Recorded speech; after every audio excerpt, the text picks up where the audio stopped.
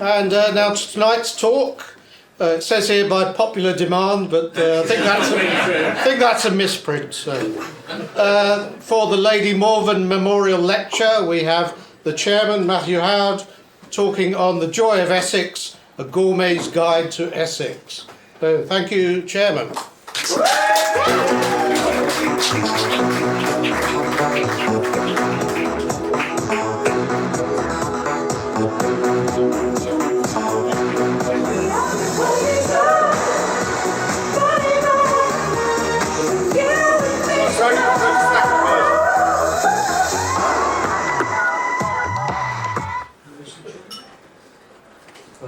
Right. As Torquil just said, and good evening, by the way, good evening all. Thank you so very much for coming. It's very gratifying. So 18 years ago this month, the new Sheridan Club opened its doors. I was first made aware of its presence via early issues of a Chat magazine, and even after a mere 18 years of membership, there were still times when I feel like a new boy. When I first climbed the stairs of the last unhosted meeting in August 2006 of the original Sheridan Club, I felt the need to bring a chaperone and popped to the Bricklayer's Arms next door for a sharpener. My chum Steve, who accompanied me, is many things, but a chap he is not. And as soon as the nutters, his word, began to arrive, he swiftly left, and I was left to my own devices. Everyone here has a story to tell of how they first came here. My attendance originated from the first Chap Olympiad, held in Bedford Square Gardens, when I met two chaps also wearing pith helmets. One was Albion, sadly no longer with us, and the other was Sean Pearson, aka Bunty, occasionally of this parish, who was not only sporting similar headgear to myself, but also a Middlesex County Cricket Club tie, a club of which I was a member, and he shared the secrets of the guild. He was also thrifty. Come early was his tip. You don't have to pay, but do come along. The members who I recall meeting that evening That's a long time ago.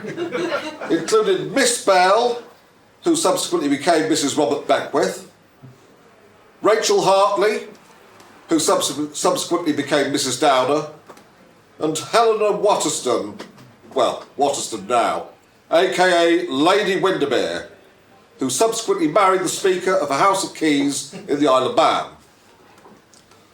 All three married within the club, which properly considered is almost incest.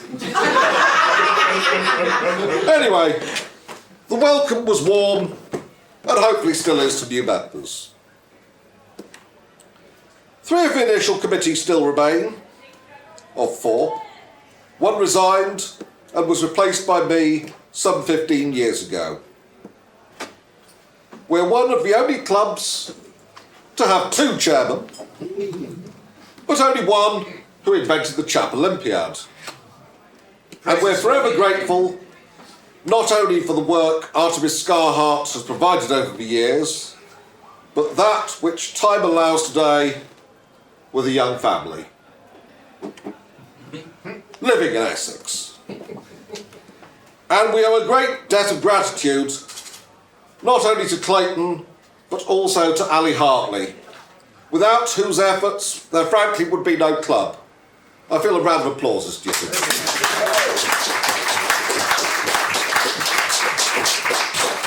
I hope Ali's watching from home. Yes. Well, have word with the husband, see if you can upload it tomorrow, yes. My advice to new members would be the same as that I gave to myself back in the day. Dive in, and if in doubt, offer the person with whom you're chatting a drink.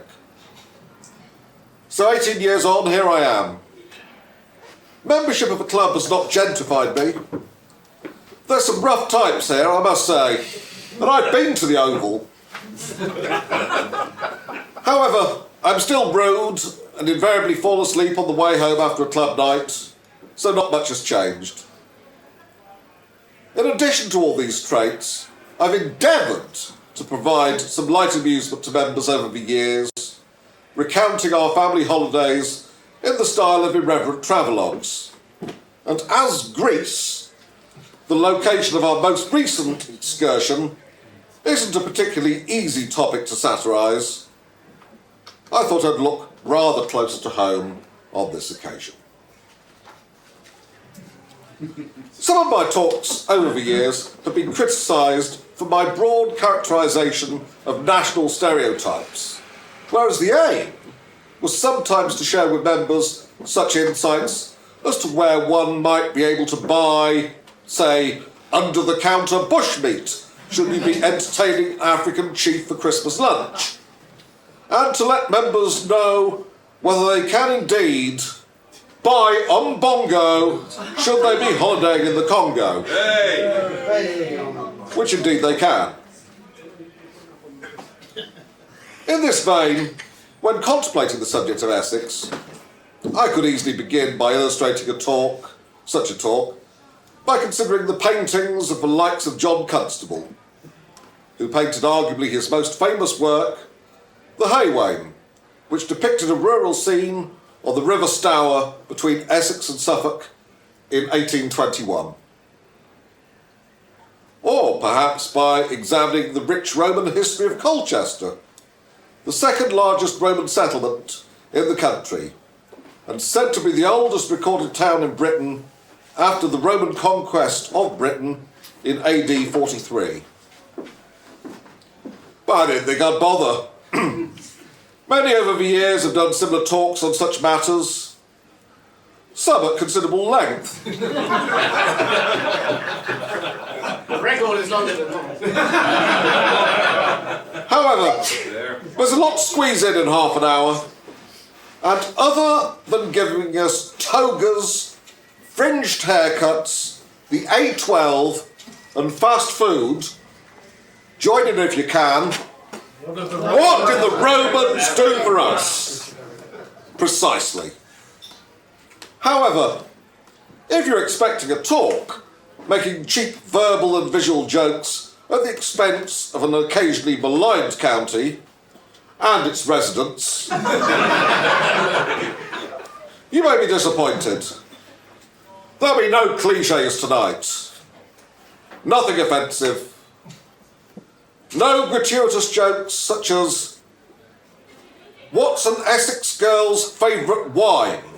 I want to go shopping, take me to Lakeside. I can't do the accent. Or, how do you know when an Essex girl has had an orgasm? She drops her chips. This one I almost considered highly unsuitable. Boy to Essex girl, fancy Coco Van later.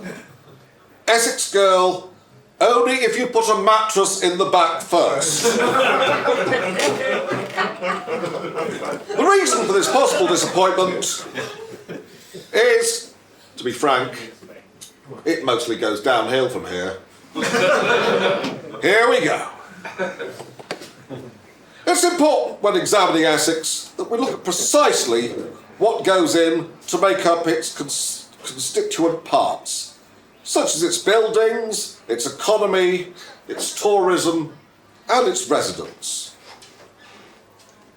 With regard to its habitation, as I mentioned earlier, Colchester dates back to AD 43. In marked contrast, Basildon was built in 1949.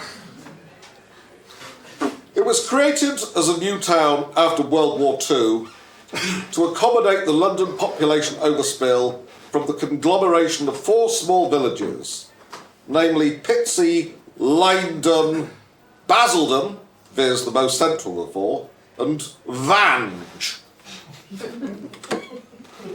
It is surely quite a feat to build a new town in the aftermath of the Second World War, which looks as if it is twinned with Dresden following Bomber Harris's action.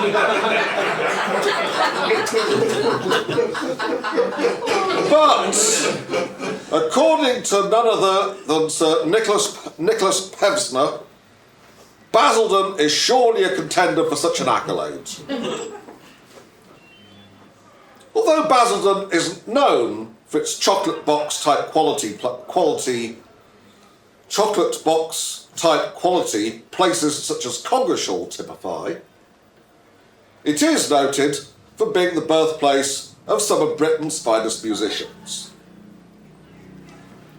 Some of those who remember the early 1980s can surely not forget Depeche Mode, whose third single, Just Can't Get Enough, was written about growing up surrounded by concrete and wimpy bars in the 1970s.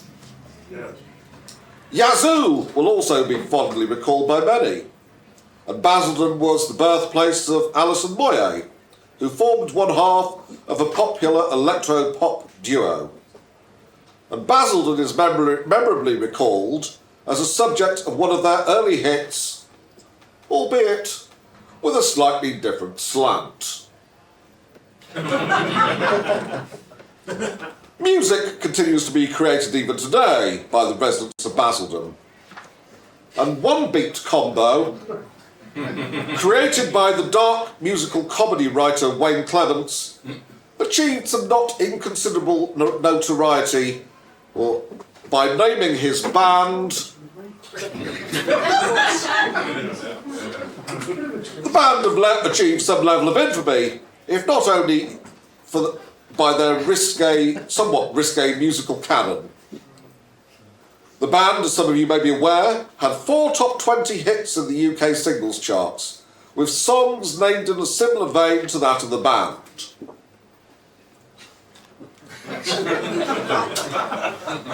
This reached number 5 in the charts. This is actually true. And its follow-up achieved a similar level of recognition, these occurring in Christmas 20 and Christmas 21 respectively, would you believe? These were followed by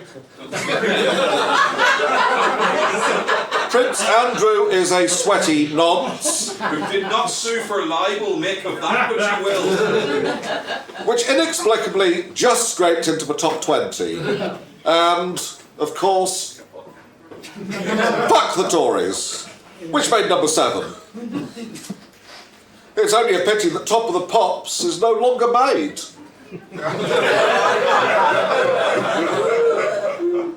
So, what of Basildon today? Didn't Tickerham also come from Basildon?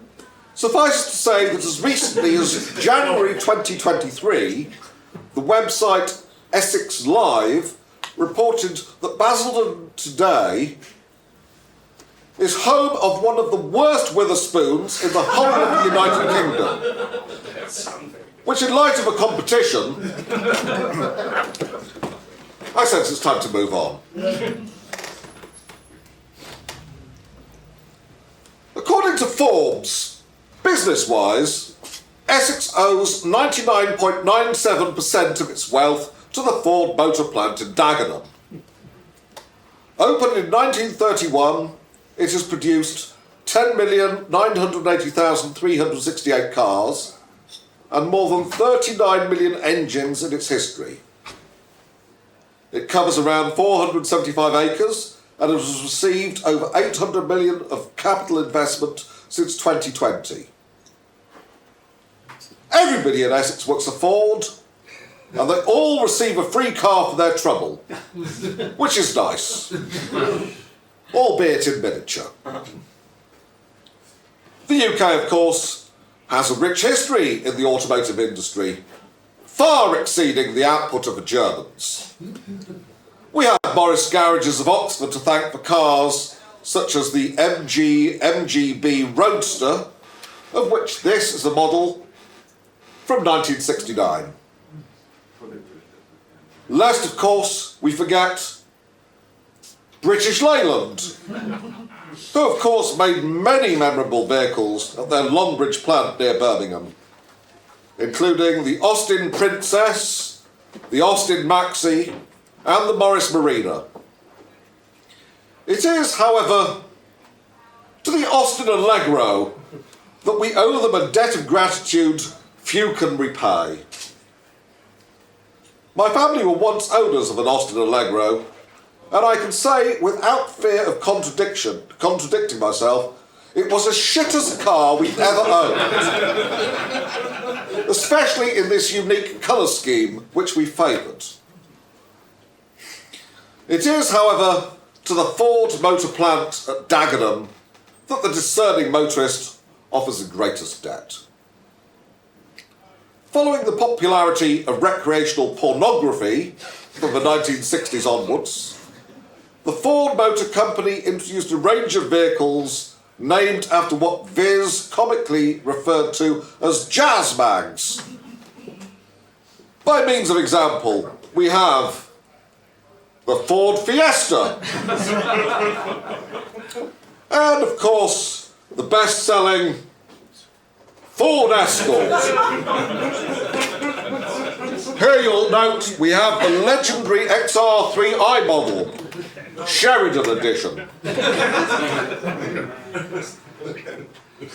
Some of you may remember this woman, Princess Diana, who too was a proud owner of a Ford Escort RS Turbo. Although in spite of appearances, she hailed from Northamptonshire, not Essex.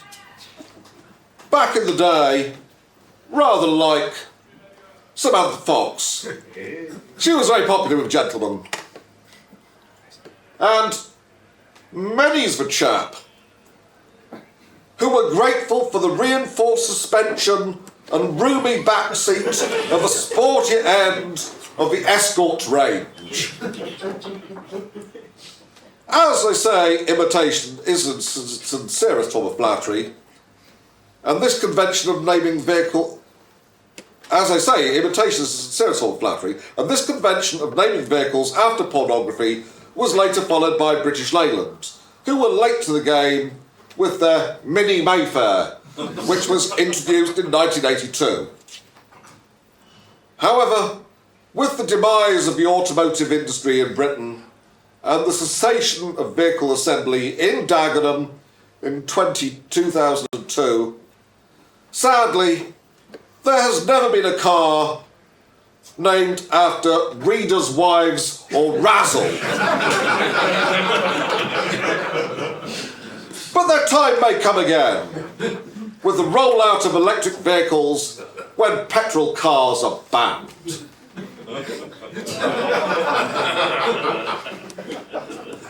Sporting-wise, Essex is home to more West Ham United supporters than any other team. A legacy of a relocation from the slums of the East End, from whence 94% of the people of Essex can trace their roots. The East End and I have a barely a nodding acquaintanceship, my having visited this apparently charming and cosmopolitan area on precisely 2 occasions.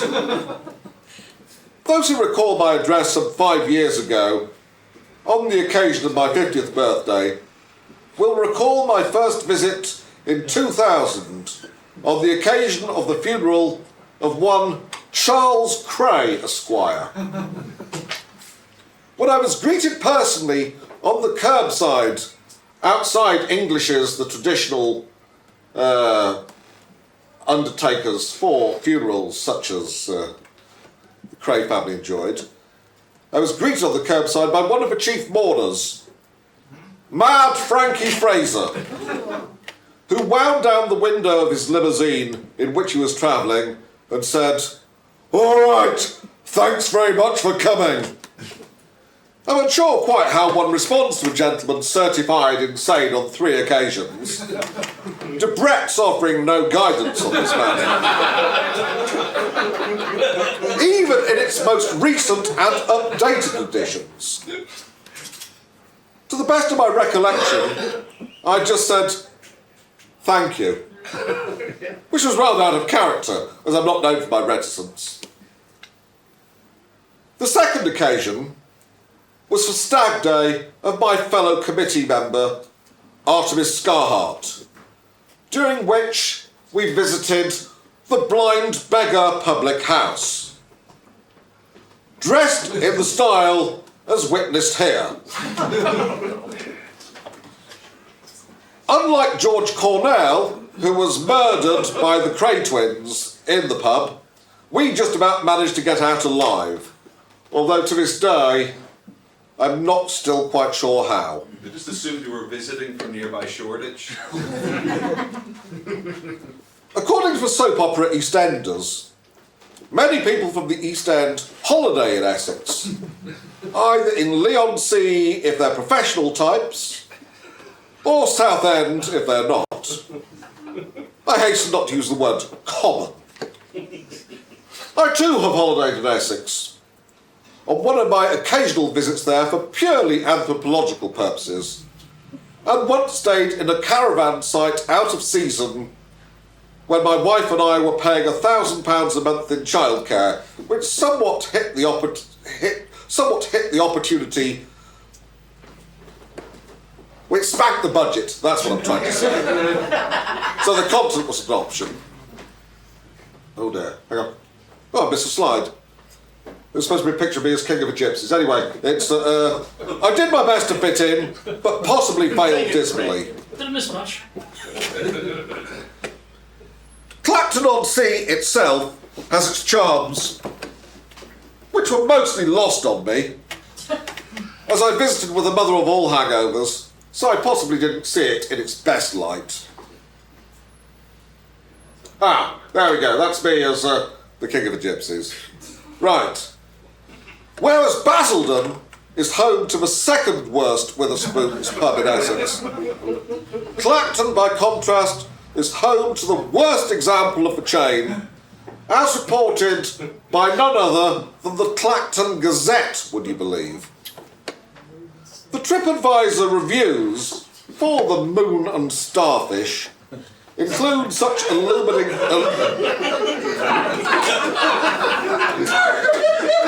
I'm not making this up. The Moon and Starfish. Let's milk it. Include such illuminating insights as rough as a badger's arse, worse than Beirut, and don't go even if paid to do so. However, for those who choose to make Clacton the base of their holiday, they have a choice of prime excursions on the doorstep. And for those who wish to experience benefit tourism at its most inspoilt, one needs look no further than Jaywick Sands to witness Essex as nature intended. The casino is a prime example of the sort of entertainment venue only the 1960s could provide, although it's probably seen better days. The beach bar, as you'll see here, is not dissimilar to those one may encounter in the Caribbean, although rum punch was very much at a premium on the occasion when I visited. Some of the holiday homes have seen better days, to be fair, but there seems to be little of that second home problem which blights Devon and Cornwall. And should you wish to walk your dangerous dog on the sands, you'll be very much at home. However, any authoritative examination of Essex cannot be made without looking towards the men and women of Essex to see what one can learn from their makeup and behaviour. To save you, well, some of you, and me of course, the trouble of actually visiting there, or going so far as to actually live there, one needs to consult the works of others, who make the life of a recreational anthropologist rather easier. Classic examples of televisual anthropology include the series Disappearing World, which produced 47 episodes for Granada Television between 1970 and 1993. The episodes, each an hour long, focus on a specific human community around the world, usually, but not always, a traditional tribal group. Modern anthropology, however, centres on cultures closer to home. Such examples of this would be programmes such as Why Do We Do That?, which one can find on the home service on the wireless. The programme is described as an anthropologist's guide to the modern world, in which Ella Al-Shamir investigates the origins of everyday human habits and behaviour. It is with these fascinating and highly informative programmes in mind, no doubt, that a similar exercise was undertaken by ITV2 some 15 years ago, looking at tonight's subject matter in an insightful and in-depth way. The Only Way is Essex first appeared on our screens in 2010. Running for a scarcely believable 33 series since its commissioning, it brought the lives of real Essex residents to our screen and gave us an insight to the day-to-day life and loves of ordinary Essex men and women in their natural habitat. It is from Towie that we have learned some key traits of the indigenous population. For instance, we now realise that not everybody from Essex holidays within the county. For those for whom the delights of Frinton may not quite tick all the boxes, Marbella is now the apparent destination of choice.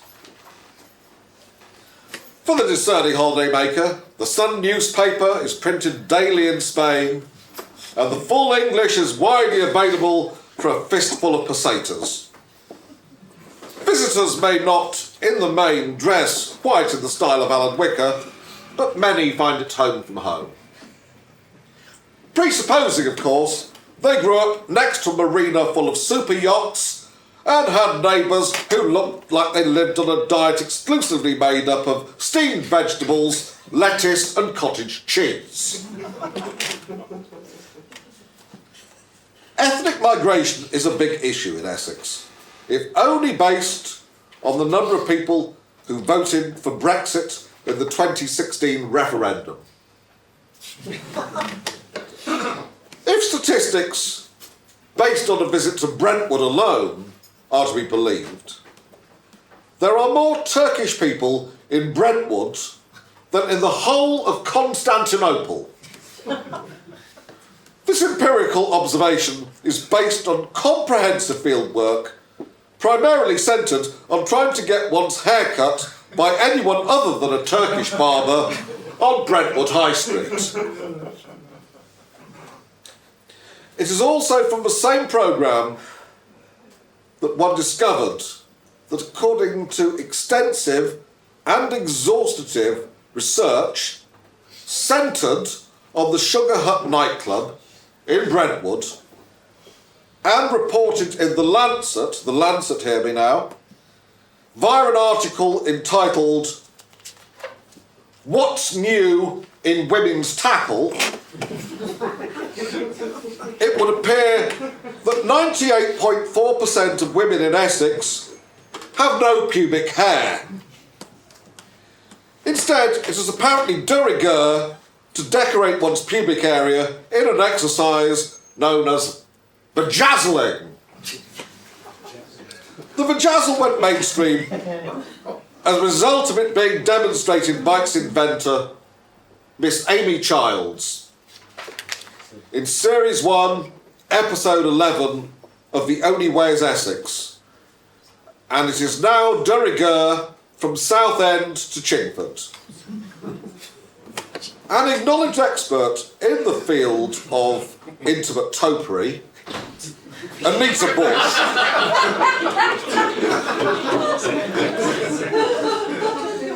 has suggested that the amount of pubic hair removed in Essex could be enough to reupholster all of the furnishings on the Queen Mary II in both steerage and first class. Here we see the Queen Mary II, quite a feat, as you might imagine. Possibly soon to be renamed the Hairy Mary, as I imagine it will be marketed in the Cunard catalogue in the future. We proceed. Homo, from the Latin homo, meaning human, is a genus of great ape encompassing the extant species Homo sapiens, or modern-day humans, and a number of extinct species, collectively called archaic humans, classified either by ancestral or closely related to modern humans.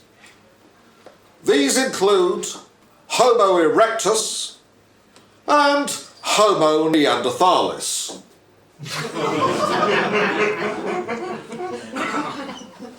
The oldest member of the genus is Homo habilis, with records showing their existence dating back just over 2 million years. Essex man, by contrast, was first identified by Simon Heffer, the Conservative historian and polemicist, in a column in the Sunday Telegraph on the 7th of October 1990. The socio-political phenomenon was well developed before it gained its name. Essex man and his family had previously been labelled the C2s by opinion pollsters and sociologists. As examined earlier in this talk, these were skilled manual workers who Margaret Thatcher invariably appealed to in her heyday. Everyone made loads of money during the Thatcher boom years and promptly spent it on conspicuous dentistry. The development of Essex woman is not so clearly defined. As received wisdom has it, of course, they are still Essex girls, not Essex women. The term Essex girl is a pejorative stereotype in the United Kingdom and is applied to a woman viewed as promiscuous and unintelligent, characteristics jocularly attributed to the women of the county of Essex, albeit not being quite so well received by the majority of its inhabitants. And the term has gained popularity over time, dating from the 1980s and gaining further coverage in the 1990s. I quote, "The stereotypical image formed as a variation of the dumb blonde stroke bimbo persona, with reference to estuary English accents, white stiletto heels, mini skirts, silicone augmented breasts, peroxide blonde hair, overindulgent use of fake tan, brackets lending to an orange appearance, promiscuity, loud verbal vulgarity, and socialising at downmarket nightclubs." Yeah. And this comes from Wikipedia, as Stacey would put it, not the Daily Telegraph. Time magazine expanded on this phenomenon and noted, "In the typology of the British, there is a special place reserved for the Essex girl. A lady from London's eastern suburbs who dresses in white strappy sandals and suntan oil, streaks, not dyes you note, streaks her hair blonde, has a command of Spanish that only runs to the word Ibiza and perfects an air of tarty prettiness. Well, to paraphrase the spirit of David Brent, I imagine he would have said something along the lines of, I know a lot of women from Essex, and none of them are scrubbers. A view with which I very much concur, if not expressed in quite the same language as I might have chosen.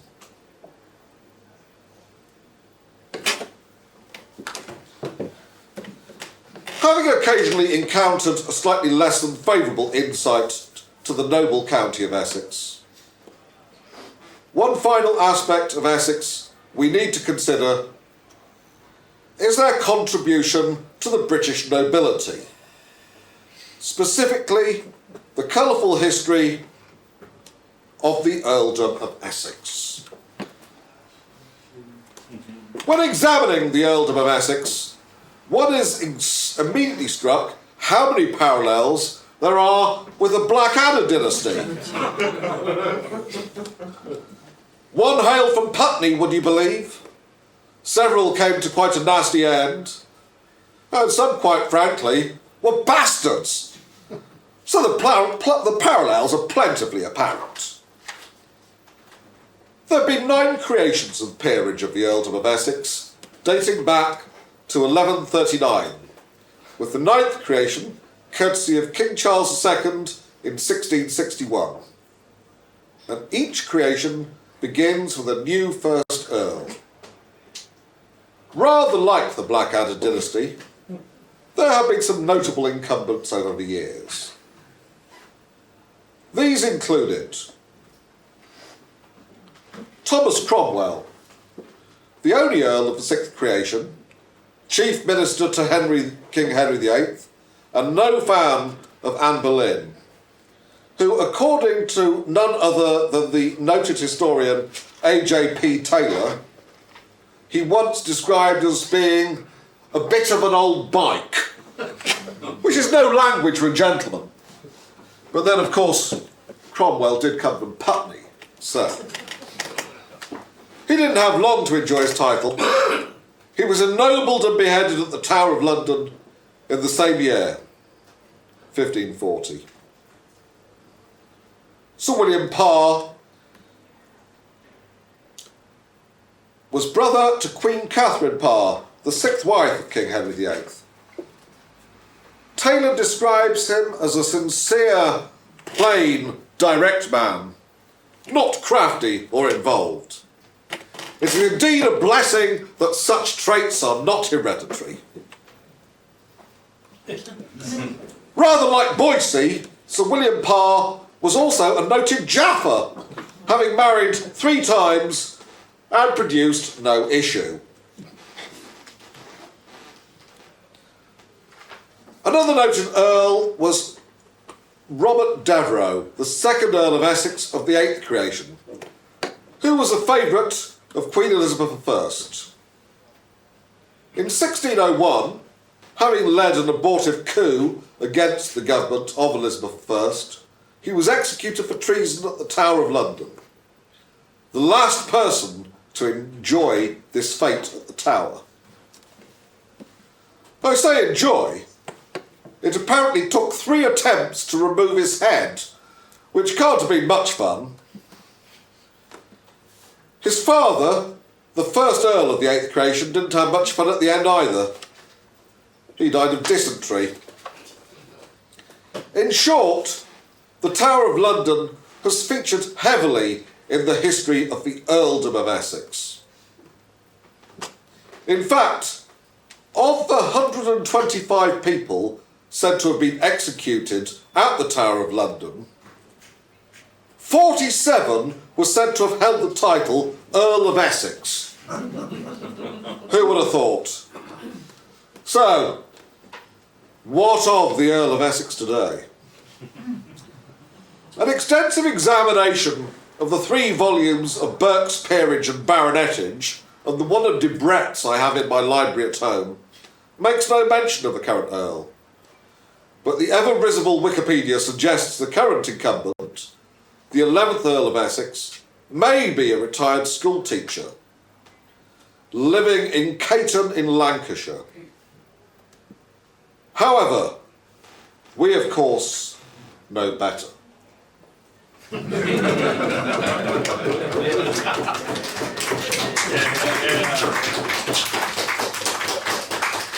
current Earl of Essex received his title in 2004 and resides in Shenfield, in Essex of course.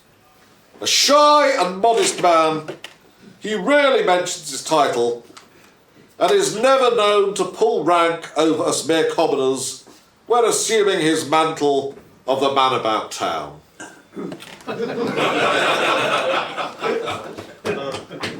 The current Earl is a noted speaker on a dazzling variety of subjects.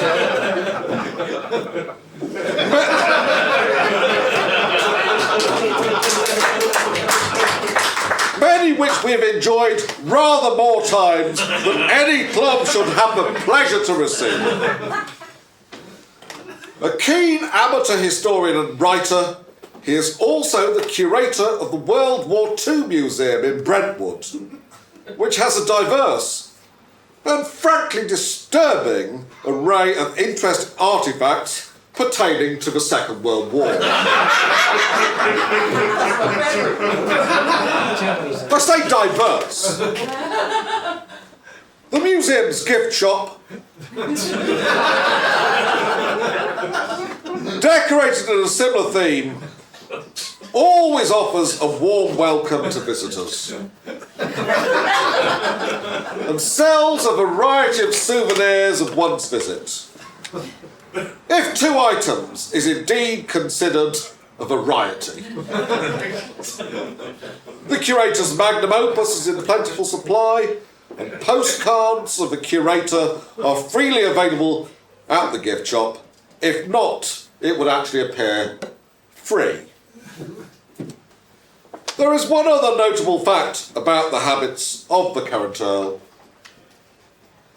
It is a matter of both principle and fact that Essex has never visited the Tower of London since his ennoblement. And this is reflected in the family coat of arms, which is a salutary reminder to the current incumbent of the fate of his forebears. Any classicists wish to translate for the masses, for whom a comprehensive education is not quite as comprehensive as it might be? Don't visit the tower. Never visit the tower. Never visit the tower. Possibly best not to tempt fate. After all.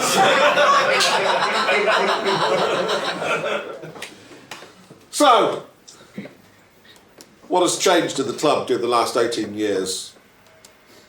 Well, some people come, some people go. Some move on. Some breed. Some do the decent thing and resign.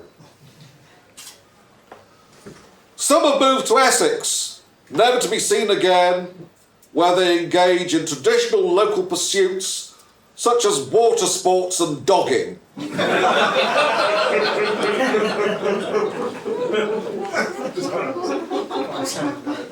One went to prison. One is still missing, presumed murdered by North Korean agents for taking their glorious leader's image in vain. And some, very sadly, are no longer with us. There used to be bar service up here. Smoking is notably less popular than it used to be. But 18 years on, with the welcome injection of some new blood, as well as plenty of old blood, we're still here. Your glorious committee for life. Vivat Sheridan. Thank you very much. Thank you.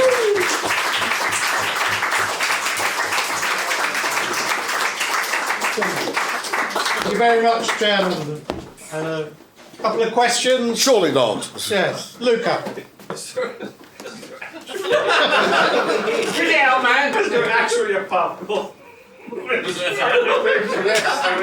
that, sorry? Is there actually a pub called the Moon and Star? There is a pub called the Moon and Starfish. Been in there, yes. The worst pub in the worst Witherspoons in all of Essex. Yes. I think we should have a very brief round of applause. Don't disappear, ball. Come back to Lucky Henry, who very thoughtfully ennobled the Earl of Essex and kindly beheaded him and did the artwork. Thank God you had all that from this pornography, otherwise it'd been hard. Yes. Very good. Now, some good news. We're now going to have. Question, please, question. Oh, yes. The vajazzling, Yes. is it compulsory? Because I'll have to tell me mum. De rigueur. It's yes. Is that it? Are we done? Now we're going to do a photo. We're just going to set the tripod up. Clayton's going to sort the brownie out. I'm going to slice up some cake to say thank you all very much for coming and to sort of say, you know, we are not a club without you all. And 18 years ago, I wasn't quite floundering, but by the same token, a new injection of something into my life was required, and I didn't know this was going to be it. But thank you very much indeed. And so great.